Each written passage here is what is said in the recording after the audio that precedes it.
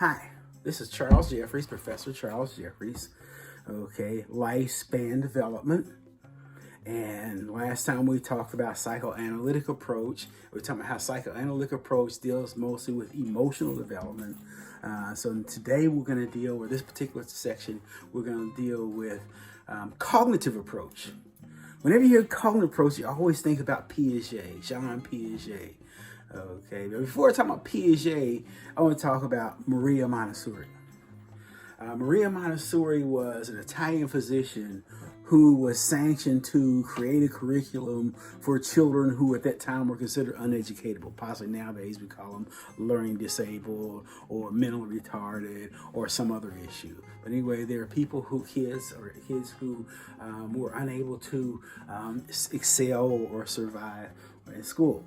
And so the curriculum was more of a hands-on curriculum and a holistic curriculum with what we call discovery learning, in other words, learning through interacting with the environments. I mean, most states, Montessori schools, usually preschool, maybe kindergarten, maybe the first grade. You have some states like California where you have Montessori schools go all the way to the 8th grade. And think about the Montessori kids come out of Montessori schools are performing better than even kids going to Catholic or parochial schools, some of your private schools. But think about learning through interacting with the environment. In other words, sweeping the floor and washing off a table and tying your shoes is just as important as reading or writing. And interactive learning. You go at your own pace.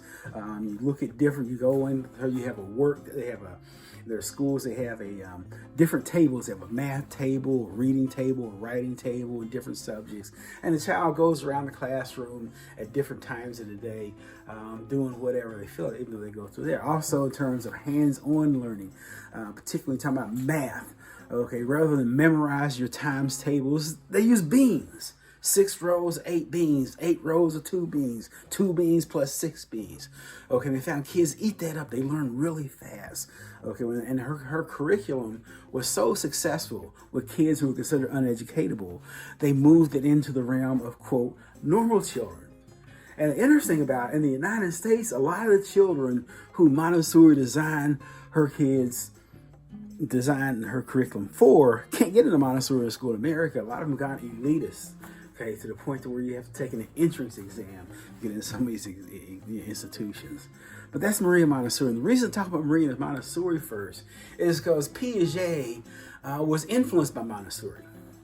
I mean, I remember when I was in graduate school and I was really into Piaget because that was my specialty, memory development and socialization in children, memory recall and development and socialization in children. And so I was reading Piaget, and then when I got out in the world and started teaching at a preschool, they're talking about Montessori this, Montessori that. And as I was reading Montessori, I said, this sounds a whole lot like Piaget. Okay, and first I thought, well, maybe Montessori is influenced by Piaget, but after later on, come to find out that Piaget taught at a Montessori school for a while. And so like I said, Erickson actually was taught at a Montessori school for a while too. But when you read Piaget, you can feel Montessori. Okay, the discovery learning, the child learns through interacting with the environment. Okay, Piaget started out, like I said before, he was not a psychologist. He was a biologist. He had his PhD in biology. He had his bachelor's degree in philosophy. Okay, and he was also Alfred Binet's research assistant. Who was Alfred Binet? Alfred Binet was the individual who invented what we now call the IQ test. And the irony was, Binet started the test to help kids. He designed his test so it could help determine, how kids who were doing well in school were learning compared to how kids who were struggling in school, in order to help kids who were struggling in school do better. In other words, as some textbooks, how bright kids process information compared to how, quote, dull kids process information, in order to help kids who are struggling in school do better. That's what Binet invented the test for, to help people. Of course, nowadays, the IQ test is used as a screening device. You know, a certain score, you can't come into my institution. I kind of wonder how Binet would view the use of his test today.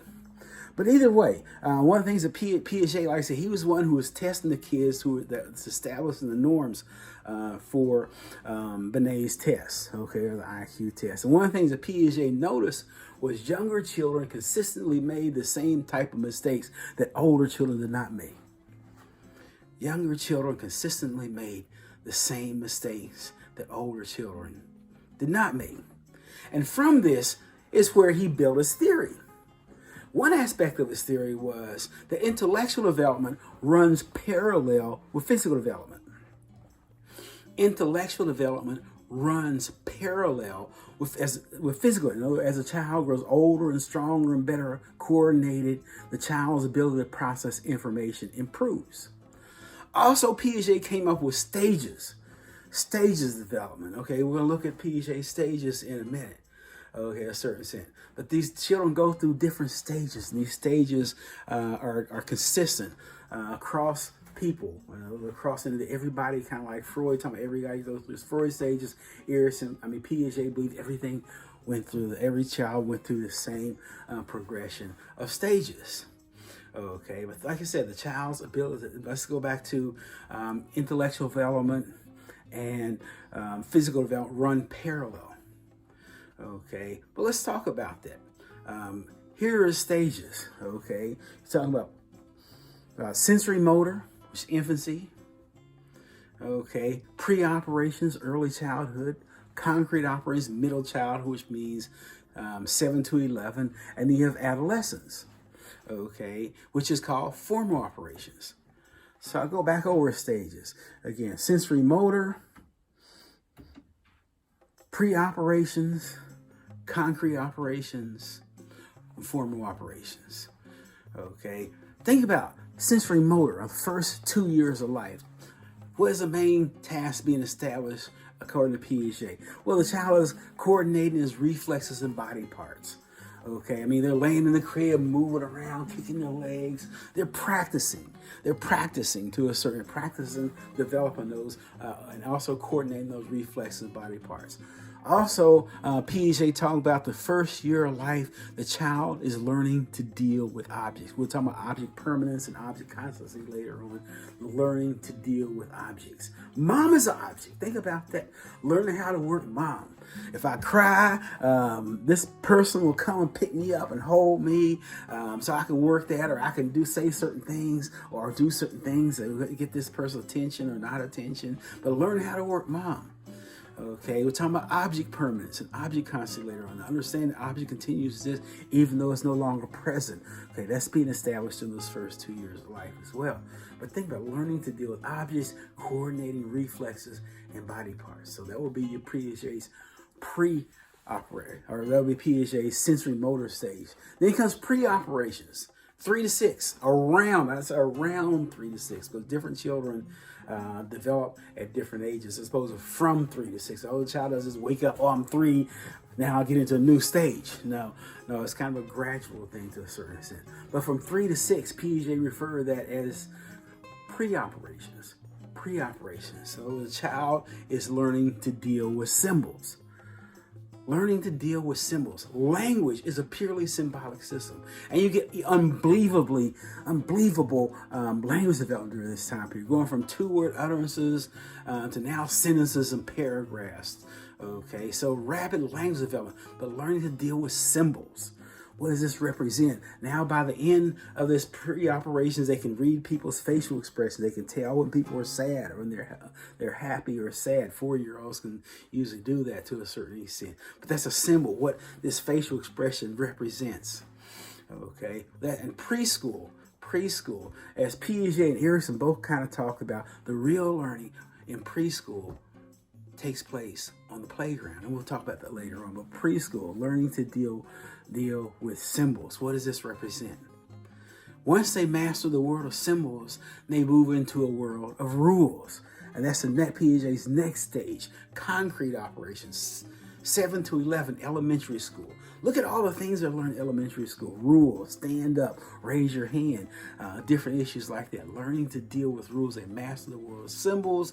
Now they're moving into the world of rules. Okay, you see a primitive understanding. And this word, when you're going to rules, that's when you start talking about concrete operations. Okay, so around 6 or 7, they move into concrete operations. Okay, learning to deal with rules. Okay, think about that. Usually it's around 9, 10, 11, they quit believing in magic. Okay, I mean, logic, concrete logic is, according to Piaget, is their main mode of thinking. Okay, I mean, whereas you think about 5-year-olds, they love magic tricks. Therefore, oh man, that's a cool trick. 10-year-old just insult the kids and tell them there's no such thing as magic. I mean, take a 10-year-old to a magic show and he'll sit there and pick the magician apart. Okay, there's no magic. I can do that. So those are mirrors, man. That's not really magic. Whereas 4 or 5-year-olds, oh man, that's really a cool trick. I want to learn how to do that. Maybe I can disappear or something like that. Usually about 10 or 11, they quit believing in Santa Claus, the Easter Bunny, and all those things. Because now they're learning rules, and that's what you're doing. A lot of that's being acquired during those elementary school years. What's the rule here? And also rules about self, kind of making a connection with Erson's theory. Self-esteem, feeling good about yourself, or seeing yourself as a bad person or a good person or a smart person. Okay, that's why it's really important during this time period to compliment your kid when they deserve, when they do something positive. Okay, and watch when you put them down or say negative things, kind of watch yourself, because they'll stick with them because they're trying to learn those rules to a certain extent. Okay, once they master the world of rules, they move into what Piaget, the formal operations. They move from concrete operations, formal operations, and now they're learning to deal with thoughts and ideas. They master the world of rules, now thoughts and ideas. What are the thoughts behind this? Not only can they think of the ability, and also another factor comes in the ability to think about thoughts. The ability to think about thoughts. All right, we'll stop here and we'll talk about Piaget a little bit more in the next section.